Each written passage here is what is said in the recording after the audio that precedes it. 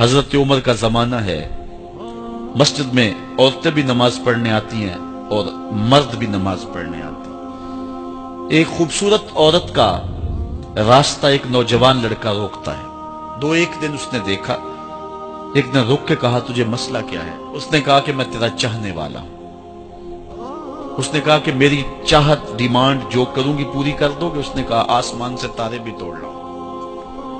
اس نے کہا بس میری یہ خواہش ہے 40 دن حضرت عمر کے پیچھے نمازیں پڑھ لو، اس کے بعد 40ویں دن کی آخری نماز کے بعد یہاں میں منتظر ہوں گی تیری اور تیرا انتظار کروں۔ 40 دن نمازیں چلتی رہی۔ پھر عمر کا لہجہ اور من کے روگ نہ دھلے اور من میں نور نہ اترے۔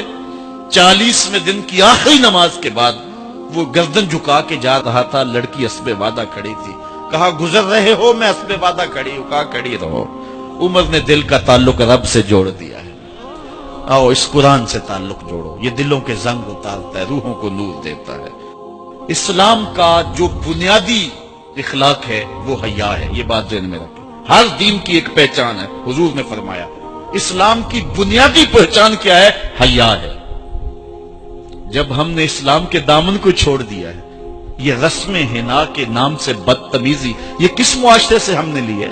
اور کیا بہوؤں بیٹیوں کا تماشا لگایا ہے، اور نیم برہنہ بیٹیاں لوگوں کی شہوانی نگاہوں کے سامنے ہیں، اور باپ بھی کھڑا ہے اور بیٹا بھی کھڑا ہے۔ نہ باپ کی آنکھوں میں حیا ہے، نہ بیٹے کی نظروں میں حیا ہے، نہ بھائیوں میں غیرت ہے، اور کہتے ہو اللہ کی رحمتیں ہمارے اوپر نازل ہوں۔ یہ تو شکر کرو پتھر نہیں برستے محمد عربی کے قدموں کا صدقہ۔ اگر ان کی رحمت نہ ہو درمیان میں ابھی آگ لگ جائے دونوں جہاں میں۔ یہ تو ان کی رحمت ہے کہ پتھر نہیں برستے۔ پچھلی قوموں نے ایک ایک جرم کیا، کسی کے اوپر پتھر برسے، کسی کے اوپر خون برسا، کسی کے اوپر ایسا زلزلہ آیا کہ نیچے والی جگہ اوپر اور اوپر والی بستیاں نیچے۔ لیکن اس امت پر ایسا نہیں ہوگا، اور اللہ نے فرمایا ما کان اللہ لیعذبہم وانت فیہم، محبوب تیری وجہ سے میں عذاب نہیں اتارا ورنہ پیس کے رکھ۔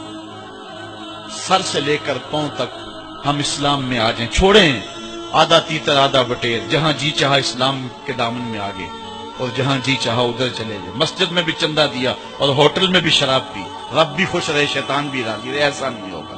رب کہتے نہیں کہ میرے ہو تو پھر میرے ہی ہو۔ کوئی بھی غیرت مند محبوب نہیں جو ہے تسلیم کرتا کہ میرا محب کسی اور کی طرف نظر اٹھا کے بھی دیکھے، تو رب سب سے بڑا غیرت مند ہے، وہ نہیں چاہتا میرا ہو اور کسی اور کی طرف دیکھے۔ تم کون ہے؟ مغربی تہذیب لگتی کیا ہے تمہاری؟ اپنی ملت کا قیاس اقوام مغرب سے نہ کر، خاص ہے ترکیب میں تجھے قوم رسول آج۔ تم غیروں کی نقالیاں کرتے پھرتے ہو، تمہارے سامنے سیدہ عائشہ کی سیرت موجود نہیں ہے؟ تم مغرب کی ٹینوں بننے کی کوشش کرتی ہے میری بیٹی، تیرے سامنے محمد کی بیٹی فاطمہ کا نقشہ نہیں ہے؟ کدھر بھاگ رہی ہے؟ یہ بال کھول کے بازار میں کون جا رہا ہے؟ یہ نیم برہنہ کون جا رہا ہے؟ دیکھ محمد عربی تجھے کیا آواز دے رہے، ان کا لہجہ کیا، اس کو سن اور زندگی کو اس کی مطابقت میں گزار۔ اصل ہمارے دل زنگ آلود ہو گئے، اس دنیا کے اس ماحول نے ہمیں اس طرح کر دیا ہے کہ آج ہمیں سمجھ نہیں آ رہی کہ ہم کدھر جائیں۔ اور ایک اور حدیث میں حضور نے دلوں کا اور من کا میل اتارنے کے 2 نسخے بیان کیے۔ ایک کثرت کے ساتھ موت کو یاد کرنا، کثرت کے ساتھ موت کا تذکرہ، اور دوسرا کثرت کے ساتھ جو ہے وہ تلاوت کلام مجید۔ اصل 10-15 سالوں سے ہمارے ساتھ جو کچھ ہوا ہے، آج اگر کوئی تذکرہ موت کرے، کوئی آخرت کی یاد دلائے، کوئی عمل کی بات کرے، وہ کہتے ہیں یہ تو ویسے خوش کیسے، کیا پتہ، قبر کا مذاق اڑا ہے۔ اللہ اکبر، قبر دا خوف دے دے کے لوکی مینوں ڈرا دے۔ میں کہتا ہوں لوگ ہیں کون ڈرانے والے؟ منکر نکیر کا پتہ آمنہ کے لال نے دیا ہے۔ فَلْيَضْحَكُوا قَلِيلًا وَلْيَبْكُوا كَثِيرًا، تمہارا رب کہتا ہے تھوڑے ہنسا کرو زیادہ رویا کرو۔ رونا دل کا میل اتارتا ہے، باطن کے اجاڑ پن کو دور کرتا ہے، من میں خشیت الہی کے پھول کھلاتا ہے۔ اور حدیث میں آتا ہے وہ آنکھ خوف خدا کی وجہ سے روئی اور ایک بال کی جڑ بھی بھیگ گئی، کل قیامت کے دن وہ بال جہنم میں نہیں جانے دے گا۔ عرض کرے گا مالک یا اسے جنت دے دے یا مجھے نکال لے، تو رب بال تو نہیں نکالے گا، اللہ تعالیٰ اس شخص کو جنت عطا فرمائے۔ لا خیر فی عین لا تبکی من خشیت اللہ، امام ابو نعیم نے لکھا حلیہ میں، اس آنکھ میں بھلائی کوئی نہیں ہے جو خوف خدا میں روتی نہیں۔ رونے کا مزاج بناؤ، طبیعت کے اندر نرمی پیدا کرو۔ اگر طبیعت سخت ہے، بعض لوگ تباً سخت ہوتے ہیں، تو روزانہ شام کے وقت قبرستان میں جا کر کے کچھ وقت گزار کے آیا کرو۔ اپنی طبع میں نرمی پیدا کرو، طبیعت میں سادگی پیدا کرو۔ اپنے زندگی کے معاملات کو زیادہ نہ پھیلاؤ کہ جو حساب دینا مشکل ہو جائے۔ مجھے اپنے والد گرامی کی ایک بات یاد آئی۔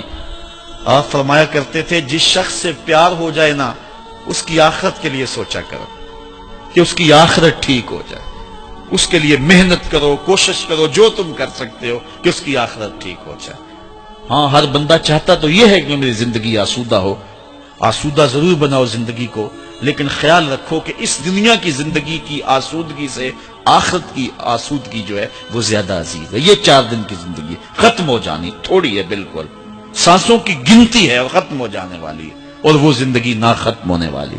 اس لیے خندق کھودتے صحابہ پر جب حضور کو پیار آیا تو دعا کیا دی، اے اللہ میرے انصار کو بھی بخش دے، میرے مہاجروں کو بھی بخش دے، چونکہ زندگی تو آخرت کی زندگی ہے۔ ان کی آخرت کی زندگی کے لیے خاص طور پہ دعا مانگی۔ اس لیے اپنی آخرت کی زندگی کے بارے ترجیحاً ہم سوچیں اور اپنی زندگی کو بہتری کی طرف لے جائیں۔ 5 گانا نماز شعار زندگی بنا لیں۔ زندگی جاتی ہے تو جائے، لیکن نماز نہ جانے پائے۔